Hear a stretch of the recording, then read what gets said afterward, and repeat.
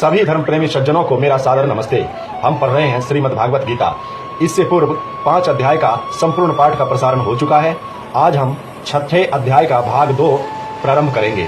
6ठे अध्याय का भाग 1 इससे पूर्व प्रसारण हो चुका है, जिसमें श्लोक संख्या 1 से लेकर 27 तक था। आज हम श्लोक संख्या 28 से आगे प्रारंभ करेंगे।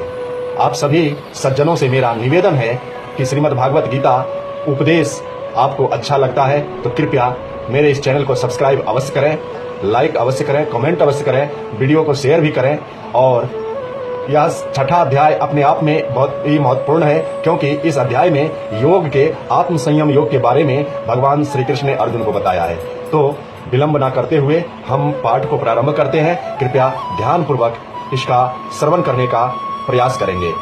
ओम नमो परमात्मने नमः। सुज्जनैवं सदात्मानं योगी विगत कल्मषः सुखेन ब्रह्म संमयस पर्श मत्तयन्तं सुखम श्रुते। वह पाप रहित योगी इस प्रकार निरंतर आत्मा को परमात्मा में लगाता हुआ सुख पूर्वक पर ब्रह्म परमात्मा की प्राप्ति रूप अनंत आनंद ब्रह्म का अनुभव करता है। सर्वभूतस्थात्मानं सर्वभूतानि चात्मनि इच्छते योगयोक्तात्मा सर्वत्र समदर्शनः। सर्वव्यापी अनंत चेतन में एक ही भाव से स्थित रूप योग से युक्त आत्मा वाला तथा सब में समभाव से देखने वाला योगी आत्मा को संपूर्ण भूतों में स्थित और संपूर्ण भूतों को आत्मा में कल्पित देखता है। यो मां पश्यन्ति सर्वत्र सर्वचा मयि पश्यति तस्याहं न प्रणश्यामि स च मे न प्रणश्यति।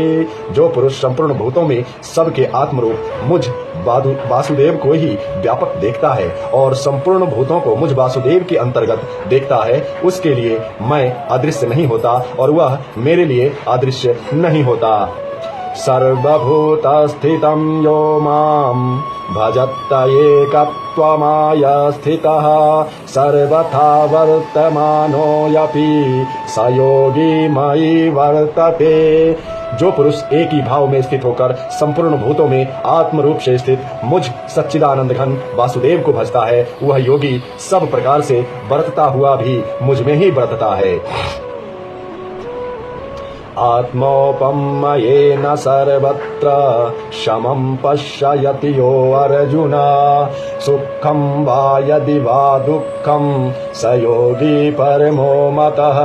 हे अर्जुन, जो योगी अपनी भांति संपूर्ण भूतों में सम देखता है और सुख अथवा दुखों में भी सब में सम देखता है, वह योगी परम श्रेष्ठ माना गया है। अर्जुनोवाच, अर्जुन कहते हैं, यो अयं योगयस्तवया प्रोक्ता सामयेन मधुसूदन एतस्याहं न पश्यामि चंचलत्वाय स्थितं स्थिराम। अर्जुन बोले, हे मधुसूदन, जो यह लोग आपसे समभाव वाले कहा है, मन के चंचल होने से मैं इसकी नित्य स्थिति को नहीं देखता।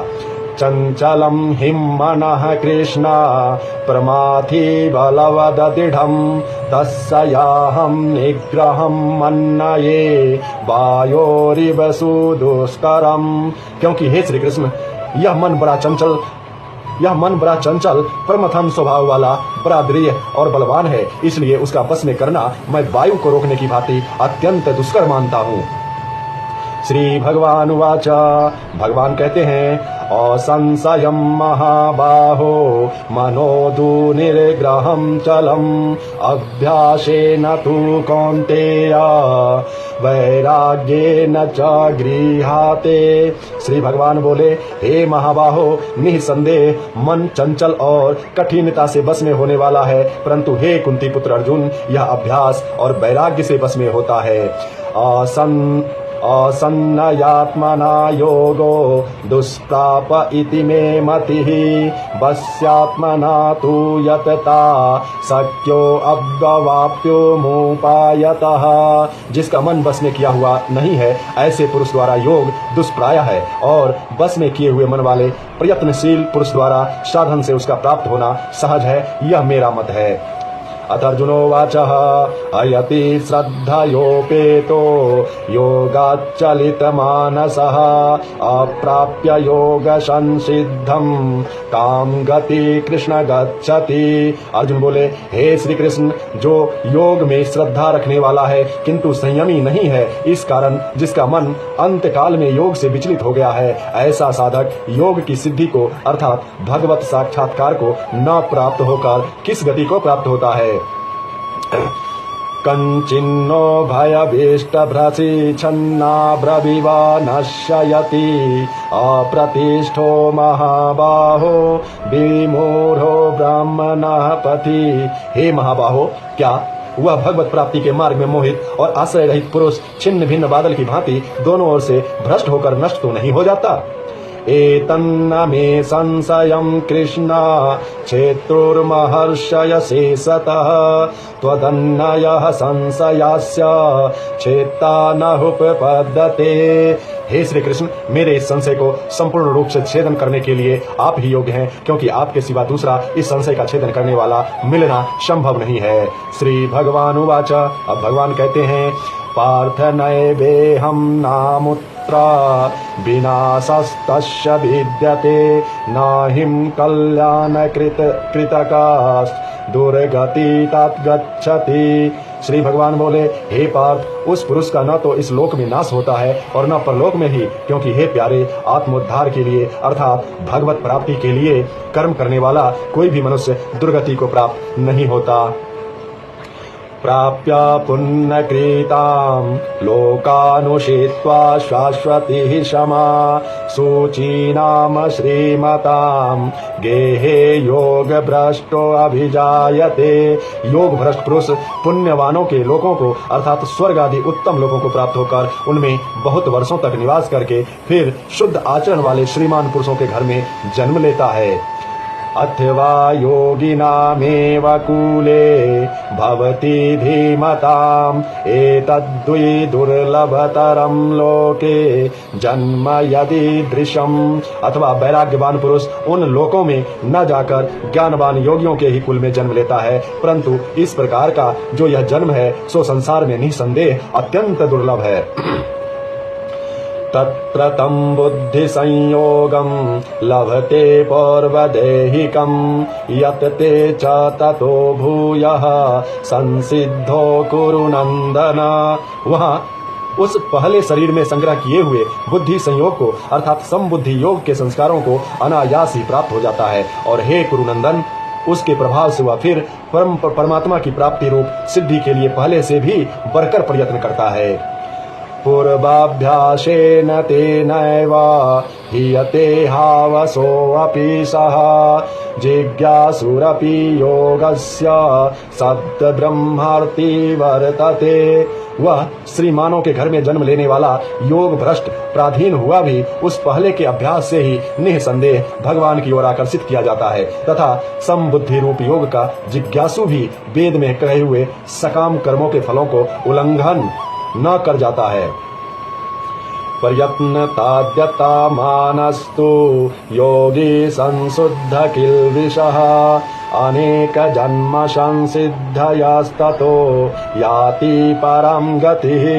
परंतु प्रयत्न पूर्वक अभ्यास करने वाला योगी जो पिछले अनेक जन्मों के संस्कार बल से इसी जन्म में संसिद्धि होकर संपूर्ण पापों से रहित हो, फिर तत्काल ही परम गति को प्राप्त हो जाता है। तपस्विभ्यो अधिको योगी ज्ञानिभ्यो अपि मतो अधिकः कर्मिभ्याश्चाधिको योगी तस्मात् योगी भव अर्जुन। योगी तपस्वियों से श्रेष्ठ है, शास्त्र ज्ञानियों में से अर्थात योगी तपस्वियों से श्रेष्ठ है, शास्त्र ज्ञानियों से भी श्रेष्ठ माना गया है, और सकाम कर्म करने वालों से भी योगी श्रेष्ठ है। इससे हे अर्जुन, तू योगी हो जा। योगिनामपि सर्वेषां मद्गतेनान्तरात्मना श्रद्धाभावन्न भजते यो मां स मे युक्ततमो मतः। संपूर्ण योगियों में भी जो श्रद्धावान योगी मुझ में लगे हुए अनंत आत्मा में अंतर आत्मा से मुझको निरंतर भजता है, वह योगी मुझे परम श्रेष्ठ मान्य है। अर्थात वह योगी मुझे बहुत ही प्यारे हैं, परम श्रेष्ठ मान्य है। ओम तत्श्रीदिति श्रीमद्भागवत गीता सुक्ष्मसु ब्रह्म विद्याया योग शास्त्रे श्री कृष्ण अर्जुन संवादे आत्म संयम योगो नाम षष्ठो अध्यायः। छठा अध्याय संपूर्ण हुआ। प्यारे श्रोतागण, प्यारे धर्म प्रेमियों, वीडियो अच्छा लगे या श्रीमद्भागवत गीता का पाठ अच्छा लगे तो मेरे इस चैनल को सब्सक्राइब अवश्य करें। आपका एक सब्सक्राइब, आपका एक लाइक, आपका एक कमेंट हमारी हौसला को बढ़ा देता है और उस हौसले के साथ मैं और उत्तम से उत्तम प्रस्तुति आपके सामने में प्रस्तुत करने का प्रयास करता हूं। तो इसलिए आप सभी धर्म प्रेमी सज्जनों से निवेदन है कि इस चैनल को सब्सक्राइब अवश्य करें। आप सभी सज्जनों का, सभी धर्म प्रेमी सज्जनों का दिन शुभ हो। आप सभी के लिए, आप सभी के जीवन मंगलमय हो, उत्साहों से भरा रहे। इसी के साथ आप इस श्रीमद्भागवत गीता का आनंद लें और मैं आपसे विदा लेता हूं। मिलते हैं अगले अध्याय, अगले वीडियो में। तब तक के लिए ओम नमो परमात्मने नमः। आप सभी का दिन शुभ हो। ओम शांति।